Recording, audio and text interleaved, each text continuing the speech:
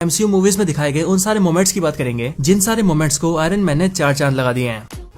Number 10, iron man captured लोकी। तो MCU के अंदर आयरन मैन के बहुत से बेस्ट मोमेंट्स हैं एंड उन्हीं सब में से एक मोमेंट है द एवेंजर्स के अंदर। एमसीयू के द एवेंजर्स मूवी के अंदर जब लोकी अपने प्लान को पूरा करने के लिए सीधा जर्मनी चला जाता है एंड वहां जाकर लोगों को परेशान करने लगता है, तब उसी टाइम पर उसे रोकने के लिए कैप्टन आते हैं। लेकिन लोकी कैप्टन की उम्मीदों से ज्यादा पावरफुल निकलता है और इसीलिए कैप्टन लोकी को पकड़ने में नाकाम हो जाते हैं। बट उसके बाद ही कैप्टन की मदद के लिए वहाँ पर ब्लैक विडो भी आती है एंड वो अपने एयरक्राफ्ट के जरिए कैप्टन की मदद भी करती है। लेकिन जब इन सबसे भी कुछ नहीं होता तब वहाँ पर एंट्री होती है अपने आयरन मैन की, जो की न सिर्फ वहाँ पर आते सबको प्यारा सा म्यूजिक सुनाता है बल्कि उसके साथ ही अपनी एंट्री से ही वो पूरा माहौल बदल देता है एंड अपने एक ही अटैक से लोकी को ये समझा देता है कि अब जो लोकी के सामने खड़ा है उससे लड़ना लोकी के लिए भी बेकार है और इसीलिए लोकी चुपचाप सरेंडर कर देता है। अब हालांकि ये भी लोकी का ही प्लान होता है, लेकिन देखा जाए तो इन सारे इवेंट्स की वजह से ये पूरा सीन बहुत औसम बन जाता है।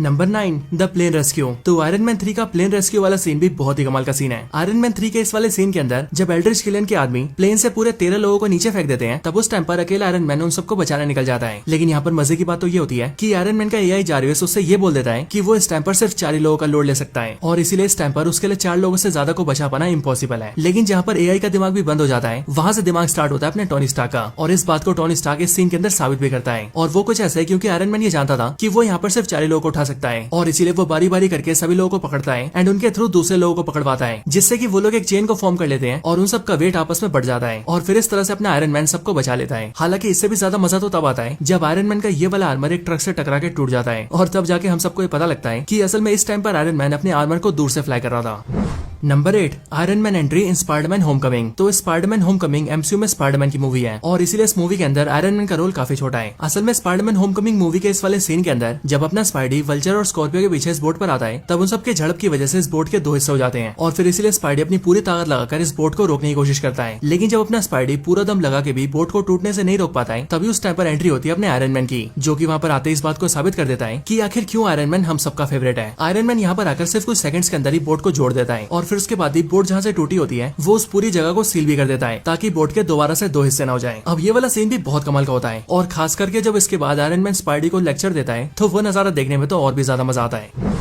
Number 7, new element invention. तो अपना आयरन मैन हमेशा ये सोचा करता था कि उसके फादर हावर्ड स्टार्क ने उसे कभी पसंद नहीं किया है और इसीलिए उसके फादर को उससे कभी उम्मीदें भी नहीं रही हैं। लेकिन एमसीयू की आयरन मैन 2 मूवी के अंदर उसका ये भ्रम टूट जाता है और वो भी तब जब उसे ये पता लगता है कि उसके फादर ना सिर्फ उससे बहुत प्यार करते थे बल्कि उसके साथ ही उसके फादर ये भी मानते थे कि जिस काम को वो खुद पूरा नहीं कर पाए थे वो काम उनका बेटा टोनी स्टार्क जरूर पूरा कर लेगा। और फिर इसीलिए इन सारी बातों को जानते ही अपना टोनी स्टार्क निकल जाता है अपने काम को पूरा करने के लिए, जिसके बाद ही वो अपने सारे प्रोटोटाइप को तैयार करता है और अपने जीनियस दिमाग से एक नए एलिमेंट को क्रिएट कर देता है, जो कि सच में बहुत बड़ी बात होती है और इसीलिए तो अपना आयरन मैन सबसे खास है। Number 6, Hulk buster armour suit up. तो एवेंजर्स एज ऑफ अल्ट्रॉन के अंदर जब स्कारलेट विच अपने ब्रूस बैनर के दिमाग के साथ छेड़छाड़ कर देती है, तब उसके बाद ही वो पूरी तरह से पागल हो जाता है और हल्क बनकर निकल जाता है सब कुछ तबाह करने के लिए। और फिर इसीलिए जब हल्क को कोई भी चीज नहीं रोक पाती, तभी वहाँ पर एंट्री होती है अपने आयरन मैन की, जो कि वहाँ पर आकर हल्क से लड़ने के लिए अपने हल्क बस्टर आर्मर को तैयार करता है। अब वैसे यहाँ पर आयरन मैन और हल्क की लड़ाई तो बहुत ही औसम होती है, लेकिन इसके साथ ही फाइट से पहले आयरन मैन जो अपने हल्क बस्टर आर्मर का सूट अप करता है, वो नजारा तो लिटरली देखने लायक होता है, क्योंकि इस टाइम पर जब उसके आर्मर के सारे पार्ट्स धीरे धीरे करके उसकी बॉडी से अटैच हो रहे थे, तो वो पूरा सूट अप सच में देखने लायक था और सही में इस पूरे फाइट सीन ने सबको खुश करके रख दिया था। Number 5, I am Iron man. तो अक्सर सभी सुपर हीरोज अपनी आइडेंटिटी को छुपा कर रखते हैं, क्योंकि अगर विलन्स को यह पता लग जाए कि सुपर हीरो एक्चुअली में कौन है, तो उससे न सिर्फ उसकी पर्सनल लाइफ खराब होती है बल्कि उसके साथ ही उस हीरो के जो करीबी है उनकी जान को भी खतरा आ जाता है। लेकिन इन सब के बारे में दूसरे सुपर हीरो सोचते हैं, क्योंकि अपना आयरन मैन सबसे अनोखा है और इसीलिए क्योंकि उसे ना तो किसी विलन से डर लगता है और ना ही वो दुनिया के सामने एक्सपोज होने से डरता है। और इसीलिए अपनी पहली आयरन मैन मूवी के अंदर ही जब वो अपने आप को मना लेता है कि उसे आयरन मैन बने रहना है, तब वो सीधा एक प्रेस कॉन्फ्रेंस करता है और पूरी दुनिया के सामने डिक्लेयर कर देता है कि वही आयरन मैन है। और वैसे भी जिस टाइम पर टोनी इस बात को रिवील करता है कि वही आयरन मैन है, उस टाइम पर उसके कॉन्फिडेंस को देखकर ये साफ पता लग रहा होता है कि अपने हीरो को किसी से डर नहीं लगता है। Number 4, Iron Man blows up his armours. तो आयरन मैन 3 मूवी के लास्ट सीन के अंदर जब आयरन मैन अपने दोस्त रोडी के साथ मिलकर एल्ड्रिच किलियन का पता ढूंढ लेता है, तब उस टाइम पर ही वो अपनी मदद के लिए अपने सारे आर्मर्स को बुला लेता है और फिर उसके बाद ही जरूरत के हिसाब से ही वो न सिर्फ लड़ाई में अपने आर्मर्स को चेंज करता है, बल्कि उसके साथ ही जब वो पेपर पॉट्स के साथ मिलकर एल्ड्रिच किलियन को खत्म कर देता है, तब उसके बाद ही टोनी ये डिसाइड करता है कि वो अपने सारे आर्मर्स को डिस्ट्रॉय कर देगा और फिर इसके बाद ही वो अपने सारे आर्मर्स को ऑटो डिस्ट्रॉय के लिए सेट कर देता है, जिसके बाद टोनी के बनाए हुए सारे आर्मर्स हवा में जाकर ब्लास्ट होने लगते हैं। और अब इन अंग्रेजों का तो पता नहीं, लेकिन ये नजारा हम इंडियंस को देखकर ऐसा ही लगता है कि यहाँ टोनी स्टार्क पेपर पॉट्स के साथ मिलकर दिवाली मना रहा है और सच में ये नजारा बहुत कमाल का होता है।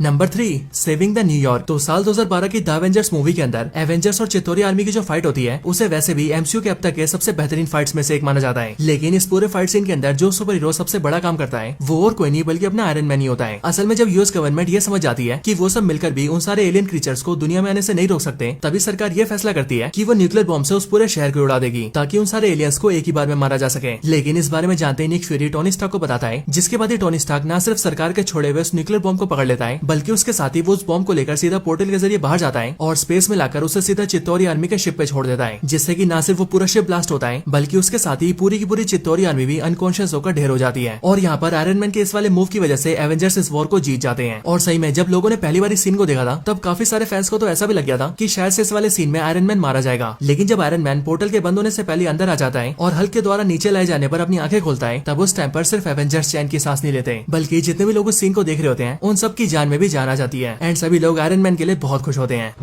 Number 2, iron man nanotech suit transformation. तो अपना आयरन मैन मैकेनिकल आर्मर्स का मास्टर है और इसने एवेंजर्स इन्फिनिटी वॉर मूवी से पहले तक सिर्फ मैकेनिकल आर्मर्स क्रिएट किए हैं। लेकिन एवेंजर्स इन्फिनिटी वॉर के अंदर कुछ अलग होता है, क्योंकि वहाँ पर जब black order army doctor strange का टाइम स्टोन लेने आती है तब उसी टाइम पर डॉक्टर स्ट्रेंज की हेल्प के लिए अपना आयरन मैन सूट अप करता है और अपने नैनोटेक सूट का जलवा दिखाकर आयरन मैन बनता है। और ये वाला ट्रांसफॉर्मेशन सच में बहुत कमाल का होता है, क्योंकि आज से पहले आयरन मैन का ऐसा ट्रांसफॉर्मेशन हमने कभी नहीं देखा होता है। इसके साथ ही आयरन मैन के इस वाले आर्मर के अंदर ऐसे ऐसे गैजेट्स और वेपन्स फिट होते हैं जिनकी मदद से आयरन मैन इस पूरी लड़ाई का रुख ही बदल देता है। और यहीं पर ही आयरन मैन डॉक्टर स्ट्रेंज को ये बता देता है कि उसे विलन्स को पीटने के लिए जादू टूने और टोटके की जरूरत नहीं है।